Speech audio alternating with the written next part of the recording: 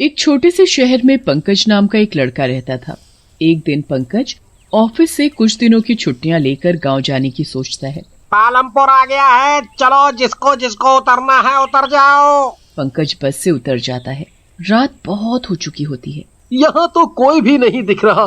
अब इतने भारी भारी बैग लेकर मैं कैसे जाऊंगा? पंकज अपने बैग उठाकर चल ही रहा होता है, तभी उसको पीछे से कोई आवाज देता है। अरे साहब जी, जरा सुनो। पंकज पीछे मुड़कर देखता है।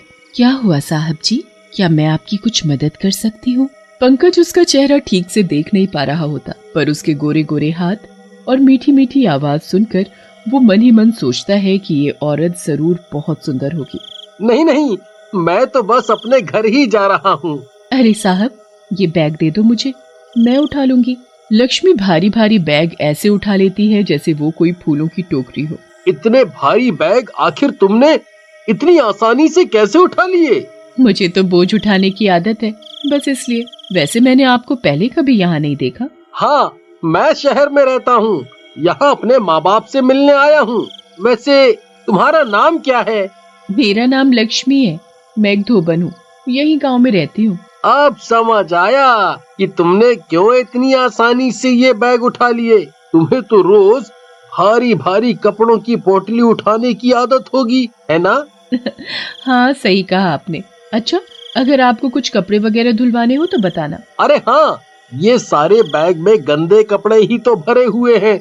जल्दी जल्दी में मैं सब कपड़े ऐसे ही भर कर ले आया। मेरा घर यहीं मुखिया जी के घर के पीछे है, जहाँ एक बड़ा नीम का पेड़ है। ऐसा करना कि तुम कल आकर सारे कपड़े ले जाना। ठीक है साहब जी। अच्छा लक्ष्मी, एक बात तो बताओ, ये तुमने घूंघट क्यों डाल रखा है? वो साहब जी, मेरे बाबूजी ने कहा है कि तू घर घर जाती है तो लोगों की बुरी नजर तुझ पर ना पड़े, इसलिए ये घूंघट करके रखा कर। पर यहाँ तो मेरे अलावा कोई भी नहीं है, तुम घूंघट हटा सकती हो। नहीं साहब जी, बाबूजी को पता लगा तो उन्हें अच्छा नहीं लगेगा। अच्छा, मैं अब चलती हूँ, देर हो रही है। लक्ष्मी फिर वहाँ से चली जाती है और पंकज घर जाकर सो जाता है। अगले दिन कोई दरवाजा खटखटाता है। लगता है वही धोबन कपड़े लेने आई है। पंकज जल्दी से जाकर गेट खोलता है। लक्ष्मी वहीं घूंघट किए हुए होती है। साहब जी, मैं लक्ष्मी, वो रात को मिली थी ना? हाँ हाँ, मैं तुम्हें कैसे भूल सकता हूँ। मैं अभी सारे गंदे कपड़े ला कर देता हूँ। पंकज अपने सारे गंदे कपड़े लाकर लक्ष्मी को दे देता है। उसके बाद लक्ष्मी नहर पर जाकर बैठ जाती है। उसके बाद वो जैसे ही अपना घूंघट ऊपर करती है तो वो एक इंसान नहीं बल्कि एक चुड़ैल होती है। चुड़ैल नहर के अंदर बैठकर एक एक कपड़े को ऐसे पटक पटक कर धोती है जैसे वो कोई कपड़े नहीं बल्कि किसी को पीट पीट कर उस पर अपना गुस्सा निकाल रही हो। पूरी रात वो चुड़ैल ऐसे ही नहर में बैठी कपड़े धोती रहती है और फिर सुबह होते ही वो अपना घूंघट फिर से डाल लेती है ताकि उसका असली चेहरा पंकज न देख पाए। उसके बाद वो पंकज के घर कपड़े देने चली जाती है। दरवाजा खोलो साहब जी, मैं कपड़े लाई हूँ। पंकज दरवाजा खोलता है। अरे वाह, तुमने ये कपड़े धो भी दिए। सच में तुम बड़ी ही मेहनती हो। धन्यवाद, अब मैं चलती हूँ। अरे बैठो ना, माँ और बाबूजी चाचा जी से मिलने गए हैं, कुछ दिन बाद आएंगे। अरे नहीं, मुझे जाना होगा। अरे लक्ष्मी, मैं यहाँ किसी को भी नहीं जानता। अगर तुम्हारे पास थोड़ा टाइम है तो चलो बैठकर बातें करते हैं। फिर मुझे और भी जगह कपड़े देने जाने हैं। ओहो, कोई बात नहीं, दे देना। लक्ष्मी और पंकज बैठकर बहुत देर तक बातें करते हैं। तुम एक बार क्या ये घूंघट नहीं हटा सकती? नहीं, वो बाबूजी गुस्सा करेंगे ना। तुम और तुम्हारे बाबूजी, और हाँ, और ये घूंघट भी। आप इस गांव में पहले कभी नहीं आए? आया था एक बार पढ़ाई पूरी होने के बाद, फिर कुछ दिन रहकर चला गया था वापस। पंकज फिर तभी अपनी कमर पकड़कर कराहने लगता है। क्या हुआ आपको? पता नहीं, कमर ऐसे दुख रही है जैसे किसी ने मुझे अच्छे से पीट दिया हो। ओहो, इस पर दवा लगा ले, ठीक हो जाएगा।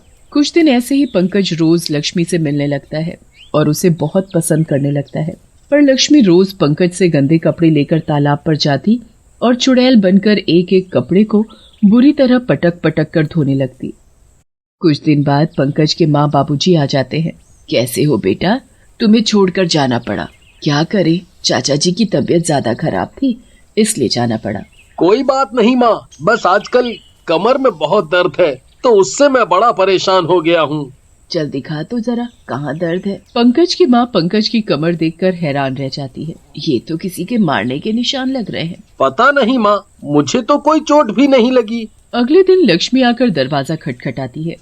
पंकज जाकर दरवाजा खोलता है तो सामने लक्ष्मी खड़ी होती है। साहब जी, गंदे कपड़े दे दो। हाँ, अभी लाया। पंकज सारे गंदे कपड़े इकट्ठे कर ही रहा होता है, तभी पंकज की माँ बोलती है, ये क्या कर रहा है बेटा? माँ, वो बाहर धोबन आई है ना, उसी को देने जा रहा हूँ। धोबन? कौन सी धोबन? अरे माँ, वो लक्ष्मी। लक्ष्मी? जरा मैं भी तो देखूं कौन सी लक्ष्मी धोबन आ गई इस गांव में। मैंने तो कभी इसका नाम पहले नहीं सुना। क्या बात कर रही हो माँ? वो तो बता रही थी कि वो सालों से इस घर के कपड़े धो रही है। ये कैसी बातें कर रहे हो बेटा? मैं किसी लक्ष्मी या किसी भी धोबन को नहीं जानती।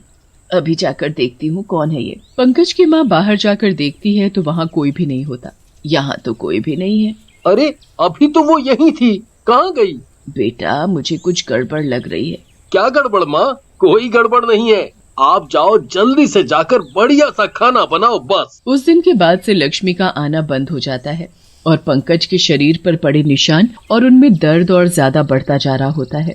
पंकज लक्ष्मी के बारे में पूरे गांव में जाकर पूछता है, पर कोई भी लक्ष्मी नाम की धोबन को नहीं जानता। पंकज फिर तालाब के किनारे जाकर बैठ जाता है। कुछ देर में जैसे ही रात होने लगती है तो पंकज अपने घर वापस जाने लगता है, पर तभी वहाँ वो लक्ष्मी को आते देखता है। पंकज लक्ष्मी को आवाज लगाने ही वाला होता है, तभी लक्ष्मी अपना घूंघट हटा देती है और अपनी चुड़ैल वाले रूप में आ जाती है। हे भगवान, ये तो एक चुड़ैल है। चुड़ैल पंकज के कपड़े पटक पटक कर धो रही होती है। ये मेरे कपड़ों को ऐसे पटक पटक कर क्यों धो रही है? मुझे जल्दी से माँ को जाकर इसके बारे में बताना होगा। पंकज जल्दी से घर जाता है और अपनी माँ को इस बारे में बताता है। हे भगवान, मतलब तू एक चुड़ैल के चक्कर में फंस गया है। तू चल जल्दी से मेरे साथ पंडित जी के पास चल। पंकज और उसकी माँ जल्दी से एक पंडित के पास जाते हैं और उनको सारी बात बताते हैं। उसके बाद पंकज अपने शरीर पर पड़े निशान भी दिखाता है। ये सब उस चुड़ैल का काम है। वो तुम्हारे कपड़े ले गई और अब उन कपड़ों के जरिए तुम्हें नुकसान पहुंचा रही है। सब लोग उस तालाब के पास जाते हैं और वहाँ जाकर उस चुड़ैल को कपड़े धोते देखकर उसे आवाज देते हैं। अरे ओ चुड़ैल, अब तू मुझसे बच नहीं पाएगी। अरे ओ पंडित जी, ऐसा ना हो इसके साथ तू भी मारा जाए। पंडित चुड़ैल के ऊपर मंत्र पढ़कर भभूत डालता है। चुड़ैल जोर जोर से चिल्लाने लगती है, मुझे कोई नहीं मार पाएगा, समझे? जाओ यहाँ से और इस पंकज को यही छोड़ दो। इसको तो मैं तड़पा तड़पा कर मारूंगी। आखिर मैंने तुम्हारा क्या बिगाड़ा है? बड़ी मुश्किलों से चुड़ैल बताती है। मेरा नाम लक्ष्मी है। मैं एक धोबन थी। बहुत सालों पहले शहर से एक लड़का आया था और उसने मुझसे शादी का वादा किया था, पर वो बिना शादी किए वापस शहर चला गया। फिर जब वो दोबारा गांव आया तो किसी और से शादी करके आया था। जब मैंने उसे बोला कि उसने ऐसा क्यों किया, तो उसने बोला कि उसकी बीवी एक मॉडर्न पढ़ी लिखी लड़की है, मेरी तरह कोई अनपढ़ धोबन नहीं है। मुझसे ये बर्दाश्त नहीं हुआ और मैंने इसी तालाब में डूबकर जान दे दी। उसके बाद शहर से आने वाले हर लड़के से मुझे नफरत होती है, इसलिए मैं उसे मार डालती हूँ। पर मेरा इसमें क्या कसूर है लक्ष्मी? मैं तो सच में तुम्हें पसंद करने लगा था। मैं तुम्हें कभी धोखा नहीं देता। अगर तुम एक चुड़ैल ना होती तो मैं तुमसे ही शादी करता, वो भी तुम्हें बिना देखे। झूठ झूठ झूठ। मैं अब तुम्हें कैसे यकीन दिलाऊं लक्ष्मी कि मैं सच बोल रहा हूँ?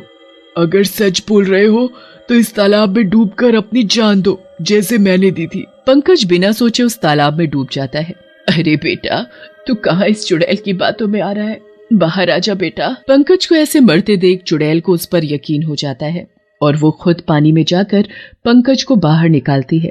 पंकज पानी में बेहोश हो चुका होता है। चुड़ैल उसके सर पर हाथ फेरती है और पंकज को होश आ जाता है। आज तुम्हारा प्यार देखकर मेरे दिल से सारा गुस्सा निकल गया। तुमने मुझे सच्चा प्यार किया, मैं इसी बात से खुश हूँ। उसके बाद वो धोबन चुड़ैल हमेशा के लिए वहाँ से गायब हो जाती है और पंकज के शरीर पर पड़े निशान और दर्द भी ठीक हो जाता है।